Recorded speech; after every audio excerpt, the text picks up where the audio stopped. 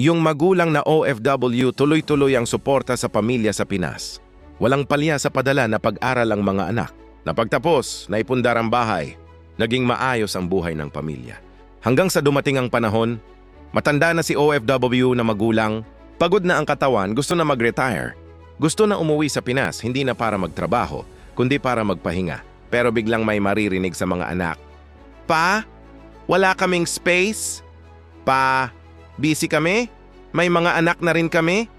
Pa, ayaw ng asawa ko na sa bahay kayo tumuloy. Doon na lang kayo sa probinsya. Baka pwedeng doon na lang kayo kay tita makituloy. Ang sakit, no?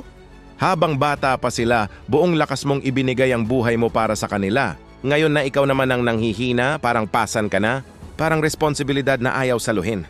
Hindi naman obligasyon ng anak na ibalik lahat ng ginastos ng magulang. Pero hindi ba pwedeng may konting respeto, pag-aaruga, konting malasakit?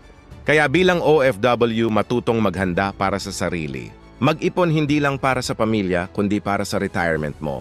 Mag-invest hindi lang sa bahay ng anak, kundi sa future mo. Dahil darating ang araw, tapos na ang padala. At ang tanong na lang ay, may uuwian ka pa bang may bukas ang puso para sa'yo? Kasi kung wala, tiyak magiging kawawa ka.